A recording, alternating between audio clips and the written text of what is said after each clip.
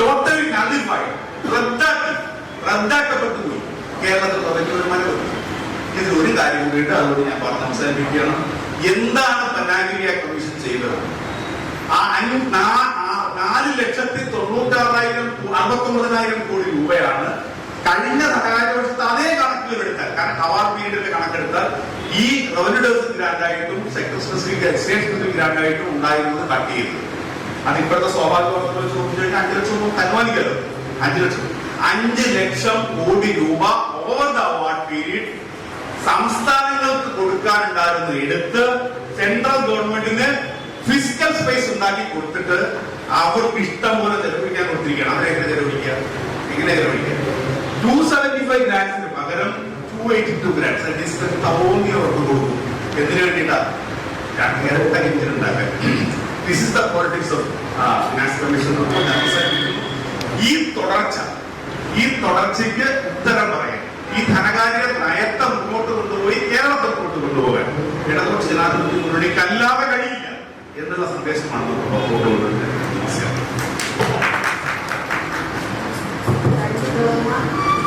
വളരെ സീരിയസ് ആയിട്ടുള്ള ചില കാര്യങ്ങൾ പറഞ്ഞു. അതിൽ ഏറ്റവും പ്രധാനപ്പെട്ട ഈ വേസ് ആൻഡ് മീൻസ് അഡ്വാൻസ് നമ്മുടെ കടത്തിൽ ഉൾപ്പെടുത്തുന്നതാണ്. കാരണം അങ്ങനെ ഒരു വലിയ ചർച്ച ഉണ്ടായിട്ടുണ്ട്. അത് നമ്മൾ മനസ്സിലാക്കേണ്ടതെന്ന് പറഞ്ഞാൽ റിസർവ് ബാങ്കിന്റെ ഇതനുസരിച്ചിട്ട് നമുക്ക് എന്നേറ്റിലാണ് വേണമെന്നുണ്ടെങ്കിൽ നമുക്ക് ഒരു അത്യാവശ്യം വന്നു കഴിഞ്ഞാൽ കുറച്ച് കടമെടുക്കാം.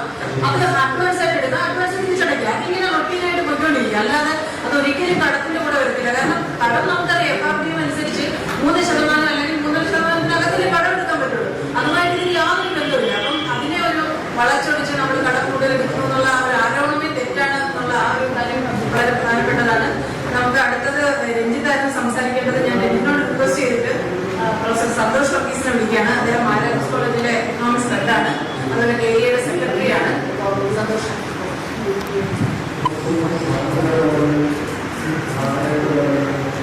സെഷന് അധ്യക്ഷത വഹിക്കുന്ന ഇൻസ്റ്റിറ്റ്യൂട്ടിലെ പ്രൊഫസറായ അനന്തകുമാരി ടീച്ചർ, ഈ സെഷനുടെ ഉദ്ഘാടനത്തിന് ബഹുമാനായ കേരളത്തിന്റെ ധനകാര്യ മന്ത്രി ശ്രീ ബാലഗോപാൽ അവർ, മുഖ്യ അവതരണം നടത്തിയ പ്രൊഫസർ ഹരിലാൽ സർ, മറ്റ് സഹ പാനലിസ്റ്റുകളെ, പ്രിയ പ്രതിനിധികൾ, കേരളം കഴിഞ്ഞ് 10 വർഷമായി മുന്നോട്ട് വെച്ച വികസന രംഗത്ത് മുന്നോട്ട് വെച്ച ആ ബദലിന് കൂടുതൽ പ്രതിസന്ധികൾ നേരിടുന്ന ഇത്തരം സാഹചര്യത്തിൽ ആ ബദൽ കൂടുതൽ ശക്തമായി അവതരിപ്പിച്ച് ശക്തിപ്പെടുത്തി മുന്നോട്ട് കൊണ്ടുപോകുന്നത് എങ്ങനെ എന്നുള്ള ആലോചനകൾക്ക് വേണ്ടി ആണ് ഈ രേഖ ഇവിടെ അവതരിപ്പിച്ചിട്ടുള്ളത് എന്നാണ് വിഷയം അവതരിപ്പിച്ചുകൊണ്ട് തന്നെ കേരളം കഴിഞ്ഞ കുറച്ച് നാളുകളായി നടത്തിക്കൊണ്ടുവന്നിരുന്ന ആ തനതായിട്ടുള്ള വികസന പരിപ്രേക്ഷ്യം, ആ സമീപനം പല രീതിയിലുള്ള വെല്ലുവിളികൾ ഒന്ന് നേരിടുന്നുണ്ട്. ഇവിടെ എനിക്ക് മുമ്പ് സംസാരിച്ചതോട് സൂചിപ്പിച്ചു, കേരളത്തിന്റെ റവന്യൂ ചെലവ് ചെയ്യൽ വളരെ കൂടുതലാണ്. അത് അങ്ങനെ പോയാൽ കേരളത്തിന്റെ വളർച്ചയെയും വികസനത്തെയും നിർണായകമായി സ്വാധീനിക്കുന്ന മൂലധന ചെലവ് നമുക്ക് വർദ്ധിപ്പിക്കാനോ അതനുസരിച്ച് ഈ സമ്പദ് വ്യവസ്ഥയുടെ ഭാവി സാധ്യതകളെ നമുക്ക് ഉയർത്തിക്കൊണ്ടുപോകാനോ കഴിയാതെ വരും. അത് കേരളം നേരിടുന്ന ഒരു പ്രതിസന്ധിയാണ് എന്നുള്ള ഒരു വലിയ ചിത്രം കേരളത്തിൽ മാത്രമേ അഭിനയിച്ച തലത്തിൽ തന്നെ കേരളത്തെ പ്രതിരോധത്തിലാക്കിക്കൊണ്ട് ഉയർന്നു വരുന്നു. ഇത് നമുക്ക് വളരെ വിശദമായിട്ട് തന്നെ പരിശോധിക്കുകയും വലിയ ചർച്ചകൾക്ക് വിധേയമാക്കുകയും ചെയ്യണം. റവന്യൂ എക്സ്പെൻഡിച്ചർ എന്ന് പറഞ്ഞാൽ പൊതുവെ സാമ്പത്തിക ശാസ്ത്രത്തിലൊക്കെ മനസ്സിലാക്കുന്ന കറന്റ് കൺസംഷൻ, ഇന്ന് നടക്കുന്ന ചെലവ് ചെയ്യൽ ഇന്ന് തന്നെ അതിന്റെ പ്രയോജനം അവസാനിക്കും. അങ്ങനെയുള്ള ചെലവ് ചെയ്യലിനെയാണ് പൊതുവെ റവന്യൂ എക്സ്പെൻഡിച്ചർ എന്നുള്ള രീതിയിൽ പൊതുവെ നമ്മൾ മനസ്സിലാക്കുന്നത്. എന്നാൽ മൂലധന ചെലവ്, അതിനുവേണ്ടി നടത്തുന്ന ചെലവിൽ നിന്ന് നമുക്ക് നീണ്ടു നിൽക്കുന്ന പ്രയോജനം വർഷങ്ങളുടെ മുകളിൽ ലഭിക്കുന്നു എന്നതിനാൽ നമ്മുടെ ആ ഗ്രോത്ത് കേപ്പബിലിറ്റി, വളർച്ചയുടെ കപ്പാസിറ്റി നമുക്ക് വർദ്ധിപ്പിക്കാനും ശക്തമായി മുന്നോട്ട് കൊണ്ടുപോകാനും കഴിയും. ഇതാണ് ആശയം. എന്നാൽ കേരളത്തിന്റെ റവന്യൂ എക്സ്പെൻഡിച്ചർ എന്ന് പറയുന്നത് കേരളം കറന്റ് കൺസംഷൻ അല്ല എന്നുള്ള കാര്യം നമുക്ക് വളരെ ശക്തമായിട്ട് തന്നെ ചർച്ചയിലേക്ക് കൊണ്ടുവരേണ്ടതുണ്ട്. കേരളത്തിന്റെ റവന്യൂ എക്സ്പെൻഡിച്ചർ ഇവിടെ എനിക്ക് മുമ്പ് സംസാരിച്ച കല്ലാടൊക്കെ സൂചിപ്പിച്ചതുപോലെ നമ്മൾ വിദ്യാഭ്യാസത്തിനും ആരോഗ്യത്തിനുമാണ് ഈ ചെലവ് ചെയ്യലെല്ലാം നടത്തുന്നത്. വിദ്യാഭ്യാസത്തിനും ആരോഗ്യത്തിനും നടത്തുന്ന ചെലവ് ചെയ്യലെല്ലാത്തിനും മൂലധന നിക്ഷേപം തന്നെയാണ്. ഒരു വ്യക്തിക്ക് വിദ്യാഭ്യാസം നൽകുക എന്ന് പറഞ്ഞാൽ ആ വ്യക്തിയുടെ ശേഷിയും നൈപുണ്യവും മൊത്തത്തിലുള്ള കപ്പാസിറ്റിയും ഒക്കെ തന്നെ വർദ്ധിപ്പിക്കുന്ന ദീർഘകാലത്തേക്ക് അയാളുടെ ജീവിത കാലയളവ് മുഴുവൻ സമ്പദ് വ്യവസ്ഥയിൽ നന്നായി പ്രവർത്തിക്കാനും സാമ്പത്തിക പ്രവർത്തനങ്ങളിൽ ഇടപെട്ട് ഈ സമ്പദ് വ്യവസ്ഥയെ ശക്തിപ്പെടുത്താനും ആ വ്യക്തിയെ പ്രേരിപ്പിക്കുന്നതാണ്, അയാളെ ശക്തമാക്കുന്നതാണ് കേരളത്തിൽ നടത്തുന്ന റവന്യൂ എക്സ്പെൻഡിച്ചർ. വിദ്യാഭ്യാസത്തിനും ആരോഗ്യത്തിനും ഒക്കെ വേണ്ടി മാറ്റിവെക്കുന്ന ആ റവന്യൂ ചെലവ് എന്ന് പറഞ്ഞാൽ പ്രധാനമായും അവിടെ പ്രവർത്തിക്കുന്ന വ്യക്തികൾക്കുള്ള ശമ്പളവും മറ്റാനുകൂല്യങ്ങളുമാണ്. അധ്യാപകരെ നിയമിച്ചാൽ മാത്രമേ നമുക്ക് മനുഷ്യ മൂലധനം സൃഷ്ടിക്കാൻ കഴിയൂ. സാമ്പത്തിക ശാസ്ത്രത്തിൽ വെൽ അക്സെപ്റ്റഡ് ആയിട്ടുള്ള ഒരു ആശയമാണ് ഹ്യൂമൻ ക്യാപിറ്റൽ എന്നുള്ളത്. നമ്മൾ നടത്തുന്ന റവന്യൂ എക്സ്പെൻഡിച്ചറിന് വലിയ ശതമാനം യഥാർത്ഥത്തിൽ ക്യാപിറ്റൽ എക്സ്പെൻഡിച്ചറാണ്. അത് ഭൗതിക മൂലധനമല്ല എന്നുള്ളത്, ഭൗതികപരമായ മൂലധന ചെലവല്ല എന്നുള്ളതുകൊണ്ട്, ഫിസിക്കൽ ക്യാപിറ്റൽ അല്ല എന്നുള്ളത് മാത്രമേ ഉള്ളൂ. അപ്പോൾ എന്നാൽ അത് വേണ്ടത്ര മനസ്സിലാക്കാതെ അതിനെ ഇങ്ങനെ മറച്ചു വെച്ചുകൊണ്ട് ഇതെല്ലാം തന്നെ കറന്റ് കൺസംഷൻ ആണ്. ഇപ്പോൾ ചെലവ് ചെയ്തു, ഇപ്പോൾ തന്നെ അതിന്റെ പേരിൽ തീർന്ന പ്രയോജനമില്ലാത്ത ചെലവ് ചെയ്യലാണ് എന്നൊരു വലിയ നറേറ്റീവ് ഇങ്ങനെ നമ്മുടെ അന്തരീക്ഷത്തിൽ നിലനിൽക്കുന്നുണ്ട്. അത് നമുക്ക് ചർച്ചയിലേക്ക് കൊണ്ടുവന്ന് അത് ആ ഒരു തെറ്റിദ്ധാരണ നന്നായി തിരുത്തി മാത്രമേ കേരളത്തിന് മുന്നോട്ട് പോകാനായിട്ട് കഴിയൂ. മറ്റൊരു കാര്യം, ഈ റവന്യൂ എക്സ്പെൻഡിച്ചർ കുറച്ചാൽ മാത്രമേ മൂലധന ചെലവ് വർദ്ധിപ്പിക്കാൻ കഴിയൂ എന്ന് പറയുമ്പോൾ നിങ്ങളുടെ മൊത്തം വരുമാനം നമ്മൾ ഫിക്സ് ചെയ്തിരിക്കുന്നു എന്നുള്ള ഒരു പരികൽപ്പന അതിന്റെ പിന്നിലുണ്ട്. ടോട്ടൽ റവന്യൂ ഫിക്സ് ചെയ്യപ്പെട്ടിരിക്കുകയാണ്, ശരിയാണ്. അത് ഒരു നിയന്ത്രണത്തിന് വിധേയമായി നിൽക്കുകയാണ്. ഈ GST വന്നതോടുകൂടി കേരളത്തിൽ സ്വന്തമായി നികുതി ചുമത്താനും വിഭവ സമാഹരണം നടത്താനുമുള്ള സാധ്യതകൾ വല്ലാതെ പരിമിതപ്പെടുന്ന ചിത്രമുണ്ടായി. അതുകൊണ്ടാണ് ആ കാലഘട്ടത്തിന്റെ GST അത്ര പുരോഗമനപരമായ ഒരു നയമായിട്ട് മാറില്ല. സംസ്ഥാനങ്ങളുടെ ഓട്ടോണമിയുടെ നികുതി വിഭവ സമാഹരണം നടത്താനുള്ള സ്വയം നിർണയാവകാശത്തിന്റെ കൊണ്ടുള്ള വലിയ പരിമിതിയായിട്ട് മാറും എന്നുള്ള വിലയിരുത്തൽ ഇടതുപക്ഷ സാമ്പത്തിക ശാസ്ത്രജ്ഞന്മാരെല്ലാം മുന്നോട്ട് വെച്ചതുകൊണ്ടാണ്. മാത്രമല്ല, ഒരു വലിയ വിഭവ കൈമാറ്റം നടക്കുന്നത് ഫൈനാൻസ് കമ്മീഷൻ വഴിയാണ്. ഫൈനാൻസ് കമ്മീഷൻ ആരുടെ ഔദാര്യമൊന്നുമല്ലല്ലോ. ഇവിടെ സൂചിപ്പിച്ച പോലെ നമ്മൾ അങ്ങോട്ട് കൊടുക്കുന്ന നികുതിയാണ്. ഷൈൻ സാർ സൂചിപ്പിച്ച പോലെ നമ്മൾ അങ്ങോട്ട് കൊടുക്കുന്നതാണ്. ഇവിടെ നടക്കുന്ന സാമ്പത്തിക പ്രവർത്തനങ്ങളുടെ ഫലമായിട്ട് അതിന്റെ പകുതി കേന്ദ്രത്തിലേക്ക് നൽകുകയാണ്. അപ്പൊ അധികം തിരിച്ചു തരുന്ന ആരുടെ ഔദാര്യമൊന്നുമല്ല. അപ്പോൾ നമുക്ക് സ്വന്തമായിട്ട് വിഭവ സമാഹരണം നടത്തുന്നതിന് പരിധി കൊണ്ടുവന്നിരിക്കുക, വലിയ റെസ്ട്രെയിൻസ് വന്നിരിക്കുകയാണ്. മറ്റൊരു തരത്തിൽ ഈ ഫൈനാൻസ് കമ്മീഷനുമായി ബന്ധപ്പെട്ട് ന്യായമായി ലഭിക്കേണ്ട വിഹിതം പോലും നമുക്ക് ലഭിക്കാതെ പോവുകയും ചെയ്യും. എന്ന് പറഞ്ഞാൽ നമ്മുടെ സ്വന്തം വരുമാനത്തിന്റെ മുകളിൽ കൺസ്ട്രെയിൻസ് വരുത്തി വെച്ചിട്ട് നിങ്ങൾ റവന്യൂ എക്സ്പെൻഡിച്ചർ ഫണ്ട് അല്ലെങ്കിൽ സംസ്ഥാന വികസന പ്രവർത്തനങ്ങൾക്ക് ചെലവ് ചെയ്യുമെന്ന് പറയുന്നത് ഒരു രീതിയിലും നമുക്ക് ആ രീതിയിൽ അത് സ്വീകരിച്ച് മുന്നോട്ട് പോകാൻ കഴിയുന്ന കാര്യമല്ല. അപ്പൊ അങ്ങനെ വരുമ്പോ ഫൈനാൻസ് കമ്മീഷന്റെ രൂപീകരണത്തിൽ തന്നെ വലിയ ഇടപെടൽ നമുക്ക് ആവശ്യമായിട്ട് വരികയാണ്. 41 എന്നുള്ളത് 50% വീതം വെക്കേണ്ടതുണ്ട് എന്നുള്ളതാണ് ഈ പ്രതിപക്ഷ നിലയിലുള്ള സംസ്ഥാനങ്ങളിലെ ധനകാര്യമന്ത്രിമാരുടെ കോൺക്ലേവിൽ എടുത്ത പൊതു സമീപനം. തിരുവനന്തപുരത്ത് വെച്ച് നടത്തിയ ആ കോൺക്ലേവിൽ അത്തരമൊരു തീരുമാനമാണ് നമ്മൾ എടുത്തത്. 41 പോരാ, 50% വേണം എന്ന ആവശ്യം നമ്മൾ മുന്നോട്ട് വെച്ചു. കാരണം ഏതാണ്ട് 64% ചെലവ് ചെയ്തു നടന്ന സംസ്ഥാനങ്ങളാണ്. കേന്ദ്ര സർക്കാരിന് ഒരു 36% ചെലവ് ചെയ്ത് മാത്രമേ നടത്തേണ്ടി വരുന്നുള്ളൂ. പക്ഷേ 64% വരുമാനവും നികുതി വരുമാനവും കേന്ദ്ര സർക്കാരിന്റെ കയ്യിലാണ്. അതുകൊണ്ടാണ് നമ്മൾ അങ്ങനെ നിലപാടെടുത്തത്. പക്ഷേ ഈ ധനകാര്യ കമ്മീഷന്റെ കോൺസ്റ്റിറ്റ്യൂഷനിൽ വരെ മാറ്റം വരുത്തേണ്ട ഒരു സാഹചര്യമാണ് രാജ്യത്ത് രൂപം കൊണ്ടുവരുന്നത്. ആർട്ടിക്കിൾ 280 പ്രകാരമാണ് ഫൈനാൻസ് കമ്മീഷൻ രൂപീകരിക്കുന്നത്. പ്രസിഡന്റ് ചെയർമാനെ 4 അംഗങ്ങളെ നിയമിക്കണം. ഈ 4 അംഗങ്ങളുടെ എലിജിബിലിറ്റി എന്തായിരിക്കുമെന്ന് പാർലമെന്റ് തീരുമാനിക്കണമെന്നാണ് പറയുന്നത്. പക്ഷെ ഇതൊക്കെ തന്നെ യൂണിയൻ സർക്കാരിന്റെ വലിയ കൈയടത്തൽ, യൂണിയൻ സർക്കാരിന് താല്പര്യമുള്ളവരെ നിയോഗിച്ച് യൂണിയൻ സർക്കാരിന് താല്പര്യമുള്ള രീതിയിൽ വിഭവ വിഭജനം നടത്തുന്നതിന് വേണ്ടി രൂപീകരിച്ചിട്ടുള്ള സംഗതിയായിട്ട് ഈ ഫൈനാൻസ് കമ്മീഷൻ മാറിയിട്ടുണ്ട്. ഇത് കാണാതിരിക്കാൻ കഴിയില്ല. അങ്ങനെയല്ല, സംസ്ഥാനത്തിനും കേന്ദ്രത്തിനും തുല്യമായിട്ട് വിഹിതം വെക്കുന്നതിന് വേണ്ടിയാണ് ഭരണഘടനാപരമായി വിഭാവനം ചെയ്തിരിക്കുന്നത്. ചുരുക്കി പറഞ്ഞു കഴിഞ്ഞാൽ ഫൈനാൻസ് കമ്മീഷന്റെ കോൺസ്റ്റിറ്റ്യൂഷനെ അടക്കം പുനഃസംഘാടനം ചെയ്യേണ്ടതുണ്ട്. അതിനകത്ത് വേണ്ടി വന്ന ഭരണഘടനാ ഭേദഗതി ആൾക്കാർ കൊണ്ടുവന്നുകൊണ്ട് ഇതൊക്കെ യൂണിയൻ ഗവൺമെന്റിന്റെ താല്പര്യത്തിനനുസരിച്ച് വിഭജനം ചെയ്യാനുള്ളതല്ല. ഫിസ്ക്കൽ ഫെഡറലിസം എന്ന് പറയുന്ന സാമ്പത്തിക ശാസ്ത്രത്തിലെ സിദ്ധാന്തം അങ്ങനെയല്ല. വെൽ അക്സെപ്റ്റഡ് ആയിട്ടുള്ള ഫെഡറൽ ഫൈനാൻസിന്റെ സിദ്ധാന്തം അങ്ങനെയല്ല. തുല്യമായിട്ട് വിധം വെക്കണം. ആർക്കാണോ ലഭിക്കേണ്ടത് അതിന്റെ അർഹത പരിശോധിച്ച് അങ്ങനെ വിധം വെക്കണം. പക്ഷെ ഇതങ്ങനെയല്ലോ നമ്മൾ കാണുന്നത്. ചെയർമാൻ അടക്കം യൂണിയൻ സർക്കാരിന് അനുകൂലമായും സംസ്ഥാനങ്ങളെ വലിയ രീതിയിൽ പ്രതിരോധത്തിൽ നിർത്തുന്നതുമായിട്ടുള്ള അഭിപ്രായങ്ങളാണ് നിരന്തരം പറയുന്നത്. അത് തുറന്നു കൊണ്ടുപോകാൻ കഴിയില്ല. ഇതിന്റെ കോൺസ്റ്റിറ്റ്യൂഷൻ തന്നെ മാറ്റം വരുത്തിക്കൊണ്ട് സംസ്ഥാനങ്ങൾക്ക് നല്ല രീതിയിലുള്ള പങ്കാളിത്തമുള്ള സമിതി വേണം ഇത് തീരുമാനിക്കാൻ. എങ്കിൽ മാത്രമേ കേരളം പോലുള്ള സംസ്ഥാനത്ത് മുന്നോട്ട് പോകാൻ കഴിയൂ. കേരളം 2ാം തലമുറ വികസന പ്രശ്നങ്ങൾ നേരിടുന്ന ഒരു സംസ്ഥാനമാണ്.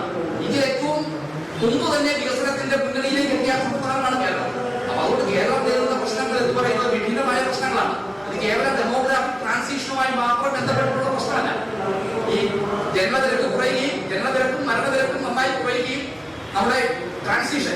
വയോജനങ്ങളുടെ എണ്ണം ഉയർന്നു നിൽക്കുന്ന ഒരു സമൂഹം എന്ന രീതിയിൽ മാറിയിരുന്ന പ്രശ്നം മാത്രമല്ല. കേരളത്തിന്റെ വികസന പ്രശ്നം എന്ന് പറയുന്നത് കേരളം ഒരു അപ്പർ മിഡിൽ ഇൻകം സ്റ്റേറ്റ് ആയിട്ട് മാറിയിരിക്കുകയാണ്. നമ്മളെ സംബന്ധിച്ച് ഈ ക്വാണ്ടിറ്റേറ്റീവ് എക്സ്പാൻഷൻ മാത്രമല്ല, നമുക്ക് ക്വാളിറ്റേറ്റീവ് എക്സ്പാൻഷനാണ് വേണ്ടത്. എല്ലാ കണക്കുകളെടുത്ത് നോക്കുമ്പോൾ കേരളത്തിൽ എല്ലാ പഞ്ചായത്തുകളിലും സ്കൂളുണ്ട്, ഗുജറാത്തിലും സ്കൂളുണ്ട്, ഉത്തർപ്രദേശിലെ സ്കൂളുണ്ട്. പക്ഷെ ഗുജറാത്തിലെ ഉത്തർപ്രദേശിലെ സ്കൂളല്ല കേരളത്തിലെ സ്കൂൾ. ക്വാളിറ്റേറ്റീവ്ലി വളരെ വ്യത്യാസപ്പെട്ട ഉയർന്ന നിലവാരത്തിൽ നിൽക്കുന്ന സ്കൂളുകളാണ് കേരളത്തിലെ സ്കൂളുകൾ. അവിടെ 4 കൂടും അതിന്റെ മുകളിൽ റൂമും മാത്രമേ ഉള്ളൂ. കെട്ടിടം പക്കായാണ്, കെട്ടിടം പക്കായാണ്. അപ്പൊ മറ്റ് സംസ്ഥാനങ്ങളിൽ ക്വാണ്ടിറ്റേറ്റീവ് ആയിട്ടുള്ള വളർച്ചയാണ് വിദ്യാഭ്യാസത്തിന്റെയും ഈ ആരോഗ്യരംഗത്തിന്റെയും ഒക്കെ കാര്യത്തിൽ നടക്കുന്നത്. ഈ രണ്ടാം തലമുറ പ്രശ്നം എന്ന് പറയുന്നത് നമ്മളതിന്റെ ക്വാളിറ്റി വർദ്ധിപ്പിച്ച് മുന്നോട്ട് പോകാനാണ് നാം ആഗ്രഹിക്കുന്നത്. അത് സവിശേഷമായ പ്രശ്നങ്ങൾ കേരളത്തിൽ സൃഷ്ടിക്കുന്നുണ്ട്. ഇത് കേരളത്തിലെ ധനകാര്യ കമ്മീഷൻ മനസ്സിലാക്കുന്നതേയില്ല. മാത്രമല്ല, ഇപ്പൊ പുറത്തു വരുന്ന RBIയുടെ കാര്യം കൂടെ പറഞ്ഞ RBIയുടെ കണക്ക് state finance study of budgets എന്ന് പറഞ്ഞ RBIയുടെ കണക്ക് പുറത്തുവിട്ടിട്ടുണ്ട്.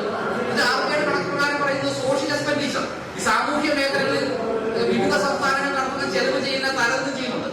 അങ്ങനെ താരതമ്യം ചെയ്യുമ്പോൾ കേരളത്തെക്കാളും മുകളിലാണ് മറ്റു പല സംസ്ഥാനങ്ങളും. നമ്മുടെ വിദ്യാഭ്യാസത്തിലും ആരോഗ്യത്തിലും ഒക്കെ നല്ല രീതിയിൽ ചെലവ് ചെയ്യുന്നുണ്ട്. അതാണ് കേരളത്തിന്റെ റവന്യൂ ചെലവ് ഉയർന്നു നിൽക്കുന്നത്. അത് ഞങ്ങൾക്ക് പ്രതിസന്ധി ഉണ്ടാക്കുന്നുണ്ട്. ഇതാണല്ലോ നമ്മൾ മുന്നോട്ട് വെക്കുന്ന വാദം. പക്ഷേ ഈ RBIയുടെ കണക്ക് പ്രകാരം നമ്മൾ പുറകിലും മറ്റു സംസ്ഥാനങ്ങൾ മുന്നിലുമാണ്. ഇപ്പോ ഗുജറാത്തിന്റെ കണക്കെടുത്ത് നോക്കിക്കഴിഞ്ഞാൽ വിദ്യാഭ്യാസത്തിന് വേണ്ടി ഗുജറാത്ത് മൊത്തം വരുമാനത്തിന്റെ 13.3% ചെലവാക്കുന്നതാണ് ഈ കണക്കിനകത്ത് കാണുന്നത്. കേരളത്തിന്റെ കണക്ക് 11.9 ആണ്. ആ സൂക്ഷ്മയുടെ കണക്കെടുത്ത് പരിശോധിച്ചു. ആ കണക്കെടുത്ത് പരിശോധിച്ചപ്പോൾ RBIയുടെ കണക്കുകളിനകത്ത് വലിയ രീതിയിലുള്ള മിസ്മാച്ച് കാണുന്നുണ്ട് എന്നുള്ളത് ഇപ്പോൾ ആൾക്കാർ കണ്ടെത്തിയിട്ടുണ്ട്. കണക്കെത്തിയിട്ടുണ്ട്. കണക്ക് ഞാൻ വായിക്കേണ്ട ആവശ്യമില്ല. പക്ഷേ നമ്മുടെ കണക്ക് പ്രകാരം RBI 2025-26 ബഡ്ജറ്റ് എസ്റ്റിമേറ്റ്സിന്റെ കണക്ക് പ്രകാരം 11.9 ആണ് വിദ്യാഭ്യാസത്തിന് വേണ്ടി കേരളം ചെലവാക്കുന്നത്. ഗുജറാത്ത് 13.3 ചെലവാക്കുന്നുള്ളതാണ്. പക്ഷേ ബഡ്ജറ്റിന്റെ എസ്റ്റിമേറ്റ്സ് പ്രകാരം കണക്കെടുത്ത് നോക്കുമ്പോൾ 14.68 കേരളത്തിന്റെ ഈ സാമൂഹ്യ മേഖലയിലെ ചെലവ് ചെയ്യാൻ. അപ്പോ അഖിലേന്ത്യാ തലത്തിൽ റിസർവ് ബാങ്ക് അടക്കം മുന്നോട്ട് നിൽക്കുന്ന കണക്കുകൾ കേരളത്തിന്റെ ഇടപെടലുകളെ വലിയ രീതിയിൽ പ്രതിസന്ധിയിലാക്കുന്ന കണക്കുകളാണ് എന്നുള്ളത് ഇപ്പോൾ വിലയിരുത്തപ്പെട്ടിട്ടുണ്ട്. ഇത് പരിശോധിക്കപ്പെടേണ്ടതുണ്ട്. രണ്ടാമത്തെ ഒരു പ്രധാനപ്പെട്ട പ്രശ്നം, കേരളം ഈ പുതുതലമുറ വികസന പ്രശ്നങ്ങൾ നേരിടുന്നു എന്നുള്ളതുകൊണ്ട് കേരളത്തിൽ നടത്തുന്ന ഈ വികസന പ്രവർത്തനങ്ങളുടെ നല്ലൊരു ശതമാനം മൾട്ടിപ്ലർ ഇഫക്റ്റ് കേരളത്തിന് വെളിയിലേക്ക് ചോർന്നു പോകുന്ന സ്ഥിതിയുണ്ട്. വലിയ മൂലധന ചെലവ് നടത്തുന്നു കേരളം. അതെല്ലാം തന്നെ വലിയ ക്യാപിറ്റൽ ഇന്റൻസീവ് മെഷീനറി ഉപയോഗിച്ചാണ് പ്രവർത്തിക്കുന്നത്. സ്വാഭാവികമായി ഈ മെഷീനറിയൊക്കെ അഖിലേന്ത്യാ തലത്തിൽ പ്രവർത്തിക്കുന്ന ഫ്രെയിമുകളും ഒക്കെയാണ് കൊണ്ടുവരുന്നത്. ക്യാപിറ്റൽ ഇന്റൻസീവ് ആണ്. ആരാണോ മൂലധനം ഓൺ ചെയ്യുന്നത് അവരിലേക്ക് സിമെന്റ് മറ്റേ കമ്പി അടക്കമുള്ള ഇതെല്ലാം എവിടെ നിന്നവർക്ക് അങ്ങോട്ടേക്ക് ചോർന്നു പോകും. കേരളം 100 കോടി രൂപ ഇവിടെ മുടക്കിയാൽ ആ 100 കോടി രൂപ മുഴുവൻ കേരളത്തിൽ ഇങ്ങനെ പുനഃചക്രമണം ചെയ്ത് കേരളത്തിന്റെ സമ്പദ് വ്യവസ്ഥയെ മുന്നോട്ട് കൊണ്ടുപോകുന്ന രീതിയിൽ നമുക്ക് ലഭിക്കുന്നില്ല. ലക്ഷക്കണക്കിന് മൈഗ്രന്റ് ലേബറേഴ്സ് ഉണ്ട്. അവർക്ക് 1000 രൂപ വരുമാനം ലഭിച്ചാൽ 200 രൂപ ഇവിടെ ചെലവാക്കി 800 രൂപ കേരളത്തിന് പുറത്തേക്ക് പോവുകയും ചെയ്യണം. കേരളം നടത്തുന്ന വികസന പ്രവർത്തനങ്ങളുടെ ആത്യന്തിക ഫലം കേരളത്തിനകത്ത് ലഭിക്കാതെ പോകുന്ന ഒരു സ്ഥിതി ഈ സെക്കൻഡ് ജനറേഷൻ ഇഫക്ട്സിന്റെ ഫലമായിട്ട് കേരളത്തിൽ സംഭവിക്കുന്നുണ്ട്. ഇതാരാണ് അഡ്രസ് ചെയ്യേണ്ടത്? ഇത് ഈ അഖിലേന്ത്യാ തലത്തിൽ തന്നെ അഡ്രസ് ചെയ്താൽ മാത്രമേ നമുക്ക് മുന്നോട്ട് പോകാൻ കഴിയും. മാത്രമല്ല, അതുകൊണ്ട് തന്നെ കേരളം മുന്നോട്ട് വെക്കുന്ന ലക്ഷ്യങ്ങളും അഖിലേന്ത്യാ തലത്തിൽ എടുക്കുന്ന സമീപനവും തമ്മിലൊരു കോൺഫ്ലിക്റ്റ്. കാരണം കേരളം സെക്കൻഡ് ജനറേഷൻ പ്രശ്നങ്ങളെയാണ് കേരളം നേരിടുന്നത്. രാജ്യം അങ്ങനെയല്ല. രാജ്യത്തെ മറ്റു പല സംസ്ഥാനം അതുകൊണ്ടാണല്ലോ പറയുന്നത് കേരളത്തിൽ വരുമാനം കൂടുതലുണ്ട്. വിതരണം നീക്കുന്ന സംസ്ഥാനങ്ങൾക്ക് ഇതിന്റെ പങ്കുവയ്ക്കാൻ വേണ്ടിയത്, അല്ലാതെ ഇങ്ങനെ കടുപിടുത്തം പിടിക്കുന്നതെന്നാണല്ലോ കേന്ദ്രം തന്നെ പറയുന്നത്. അപ്പോൾ കേന്ദ്രം നേരിടുന്ന അല്ലെങ്കിൽ ഇന്ത്യ ആസ് എ ഹോൾ നേരിടുന്ന പ്രശ്നങ്ങളും കേരളം നേരിടുന്ന വികസന പ്രശ്നങ്ങളും രണ്ടാണ്. സ്വാഭാവികമായ ഒരു കോൺഫ്ലിക്റ്റ് ഉണ്ടാവും. ആ കോൺഫ്ലിക്റ്റിനെ അഡ്രസ് ചെയ്യുന്ന രീതിയിൽ ഈ രംഗത്തെ പ്രശ്നങ്ങളെ നമുക്ക് പുനഃസംഘാടനം ചെയ്യുകയും പുനരാലോചിക്കുകയും ചെയ്യേണ്ടതുണ്ട്. കിഫ്ബി നമുക്ക് പുനഃസംഘടിപ്പിക്കേണ്ടതുണ്ട്. കാരണം ഈ പ്രശ്നങ്ങളുടെ മധ്യത്തിൽ നിന്നാണ് കിഫ്ബിയുടെ ഒരു സൈദ്ധാന്തികമായിട്ടുള്ള പ്രസക്തി അവിടെയാണ്. കാരണം കേരളം നേരിടുന്ന പ്രശ്നങ്ങൾ വേറെയാണ്. ആ പ്രശ്നത്തെ അഡ്രസ് ചെയ്യാൻ പരമ്പരാഗതമായ രീതിയിൽ നിക്ഷേപം നടത്തി മുന്നോട്ട് പോകാൻ കഴിയില്ല. അതിന് വേറിട്ടുള്ള ഒരു പദ്ധതി ആവശ്യമുണ്ട്. അങ്ങനെയാണ് കിഫ്ബിയെ നമുക്ക് സ്ഥാപിക്കാൻ കഴിയുന്നത്. ആ കിഫ്ബിയെ എല്ലാ രീതിയിലും കൂട്ടാനുള്ള ശ്രമം നടക്കുകയാണ്. ആ കിഫ്ബിക്ക് വരുമാനമില്ലല്ലോ. കിഫ്ബി നികുതി അങ്ങോട്ട് കൊടുത്ത് നടത്തുന്ന സംവിധാനമല്ലേ കിഫ്ബി.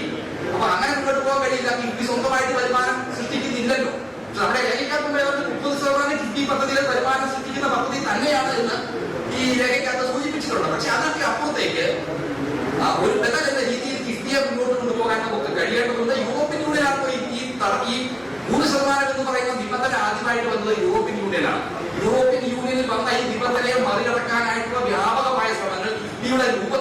ഉള്ള അതിനെ മറികടക്കുന്ന ശ്രമങ്ങൾ യൂറോപ്യൻ യൂണിയൻ നിരന്തരം നടത്തിയിട്ടുണ്ട്. അവർ ക്രിയേറ്റീവ് അക്കൗണ്ടിംഗ് എന്നാണ് അത് പറയുന്നത്.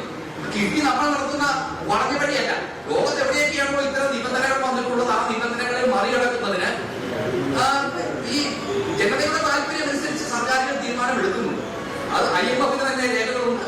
അപ്പോൾ ഇങ്ങനെ കിഫ്ബിയെ നമുക്ക് മുന്നോട്ട് കൊണ്ടുപോകേണ്ടതുണ്ട് എന്നുകൂടി പറഞ്ഞുകൊണ്ട് ഈ ബദലിനെ ശക്തിപ്പെടുത്തി മുന്നോട്ട് കൊണ്ടുപോകുന്ന ചർച്ചകൾ നമുക്ക് ആരംഭിക്കണമെന്ന് പറഞ്ഞുകൊണ്ട് അത് മുന്നോട്ട് കൊണ്ടുപോകണം പറഞ്ഞുകൊണ്ട് എന്റെ വാക്കുകൾ ചുരുക്കുന്നു. നന്ദി, നമസ്കാരം.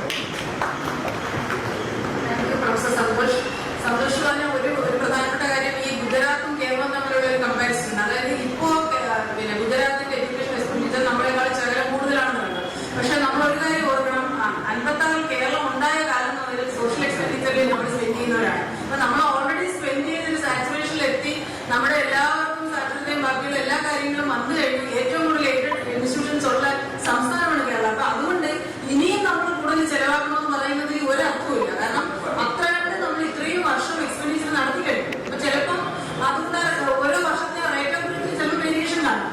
അതുകൊണ്ട് കേരളത്തിൽ കുറവാണെന്ന് പറയാൻ പറ്റില്ല.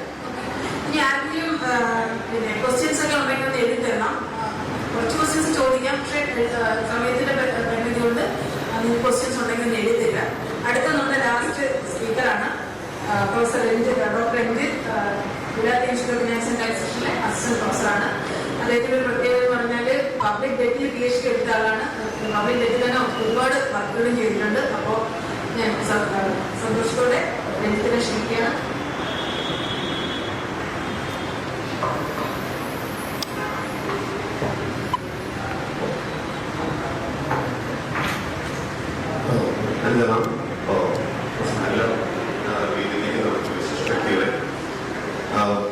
നേരത്തെ പറഞ്ഞതുപോലെ തന്നെ എന്റെ ഗവേഷണ വിഷയം കടമാണ്. അപ്പോൾ ഓൾറെഡി കടത്തെ പറ്റി വളരെ സമഗ്രമായി വളരെ ഡീറ്റെയിൽ ആയിട്ട് എനിക്ക് മുന്നിലുള്ള ആൾക്കാർ സംസാരിച്ചിട്ടുണ്ട്.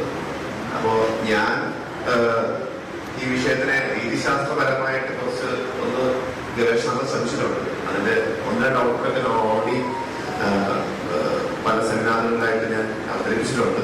അപ്പോൾ ഇതിന് ഇവിടെ ഞാനൊരു സമ്മറി കൊടുത്തിട്ടുണ്ട്. ഒരു 5 പോയിന്റാണ് ഞാൻ ഇതിലൂടെ ജസ്റ്റ് ഹൈലൈറ്റ് ചെയ്യാൻ ഉദ്ദേശിക്കുന്നത്. ഓൾറെഡി പറഞ്ഞ കാര്യം തന്നെയായിരുന്നു.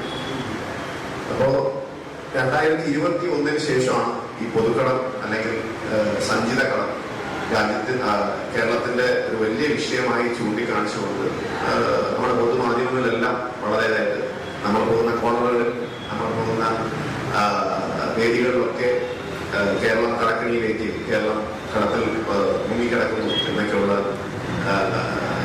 ചർച്ചകൾ വളരെ സജീവമായിട്ട് പോകും. അപ്പൊ അതിന്റെ ആ ഒരു ടൈമിലുള്ള ആ ഒരു നറേഷന്റെ സ്റ്റാർട്ടിംഗ് പോയിന്റ് പറയുന്നത് റിസർവ് ബാങ്ക് ഓഫ് ഇന്ത്യ 2022 ഒരു ആർട്ടിക്കിൾ പബ്ലിഷ് ചെയ്തിട്ടുണ്ട്. സ്റ്റേറ്റ് ഫിനാൻസ് റിസ്ക് അനാലിസിസ് എന്ന് പറഞ്ഞൊരു ആർട്ടിക്കിൾ. അപ്പൊ അതിനകത്ത് കേരളം ഉൾപ്പെടെ 5 സംസ്ഥാനങ്ങളെ ഏറ്റവും സങ്കീർണമുള്ള കടബാധിത സംസ്ഥാനങ്ങൾ ആയിട്ട് പ്രഖ്യാപിച്ചതാണ് അവര് റിപ്പോർട്ട് ചെയ്തിട്ടുണ്ടായിരുന്നു.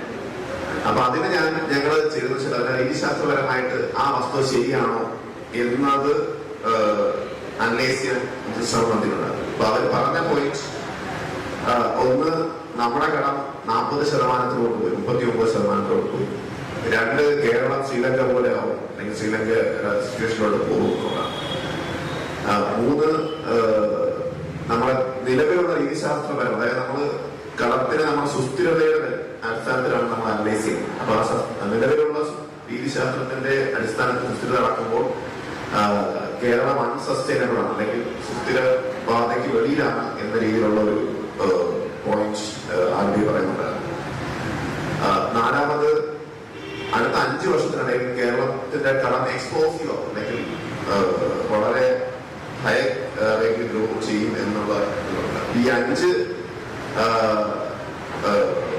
പോയിന്റ്സിനെ അന്ന് ഞങ്ങൾ Gujarat institute rebuttal to RBI study എന്ന് പറഞ്ഞൊരു റെസ്പോൺസ് ഇറക്കിയിട്ടുണ്ട്. അതിനകത്ത് തന്നെ ഞങ്ങൾ അനലൈസ് ചെയ്തിട്ടുണ്ട്. ഞങ്ങൾ അനലൈസ് ചെയ്ത കാര്യങ്ങളല്ല ഇപ്പോ ഏറെക്കുറെ ഇതാണെന്ന് അല്ലെങ്കിൽ അത് വസ്തുതയാണെന്നുള്ളത് നമ്മൾ തിരിച്ചുള്ള ഏറ്റവും വലിയ കേസ് എന്ന് പറയുന്നത് ഇപ്പോ CAG റീസെന്റ് ആയിട്ട് CAG 2022, 2023, 2024 2 റിപ്പോർട്ട് ഇറക്കിയിട്ടുണ്ട്. നല്ല അയച്ചാണെന്ന് തോന്നുന്നു. അപ്പൊ അതിനകത്ത് 2 കേരളത്തിന്റെ പൊസിഷൻ മറ്റ് നറേഷനിൽ നിന്നൊക്കെ വ്യത്യസ്തമായിട്ട് പ്ലേസ് ചെയ്തിട്ടുണ്ട്. അതായത് പൊതുകടത്തിന്റെ കാര്യത്തിൽ 17ാം സ്ഥാനത്താണ് പൊതുകടം. അതായത് പൊതുകടം എന്ന് പറയുമ്പോൾ പബ്ലിക് അക്കൗണ്ട് ലയബിലിറ്റീസ് അല്ലാണ്ടുള്ള പൊതുകടത്തിന് അത് 17ാം സ്ഥാനത്താണ്. മറ്റ് ഇതിന്റെ സഞ്ചിത കടത്തിന്റെ കേസിൽ 9ാം സ്ഥാനത്താണെന്നുള്ള പുതിയ റിപ്പോർട്ട് വരുന്നുണ്ട്. അതിനകത്ത് തന്നെ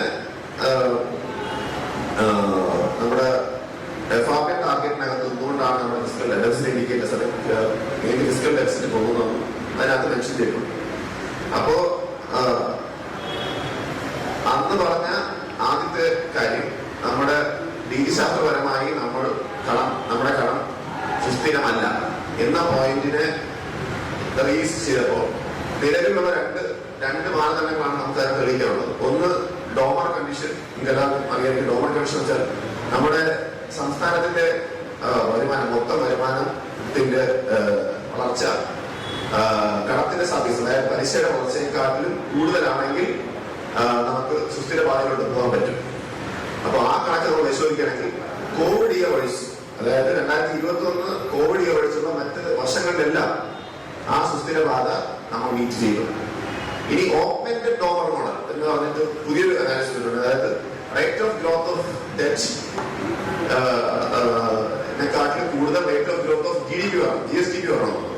ആ കണക്കെടുത്ത് നോക്കിക്കഴിഞ്ഞാൽ പാൻഡമിക്കിന് ശേഷം ഇപ്പൊ റീസെന്റ് എടുത്ത് നോക്കിക്കഴിഞ്ഞാൽ കേരളം അതിന് മേളിലാണ്. ഇനി ഇത് രണ്ട് നെസസറി കണ്ടീഷൻസ് ആണ് നമ്മുടെ രീതിശാസ്ത്രപരമായി പറയുന്ന നെസസറി കണ്ടീഷൻ. സഫീഷ്യന്റ് കണ്ടീഷൻ എന്ന് പറയുന്നത് മോഡൽ ബേസ്ഡ് ഫ്രെയിംവർക്സ് ആണ്. അപ്പൊ ആ മോഡൽ ബേസ്ഡ് ഫ്രെയിംവർക്ക് ഞങ്ങൾ അനലൈസ് ചെയ്തപ്പോഴത്തേക്കും അപ്പൊ ഈ RBI സ്റ്റഡി പറയുന്നത് പാൻഡമിക് ഇയറിന്റെ ആ വർഷത്തെ ബേസ് വെച്ചിട്ടാണ് അവർ അനലൈസ് ചെയ്യുന്നത്. അപ്പൊ പാൻഡമിക്കിൽ എന്താ സംഭവിച്ചത്, നമ്മുടെ ഡിനോമിനേറ്റർ അതായത്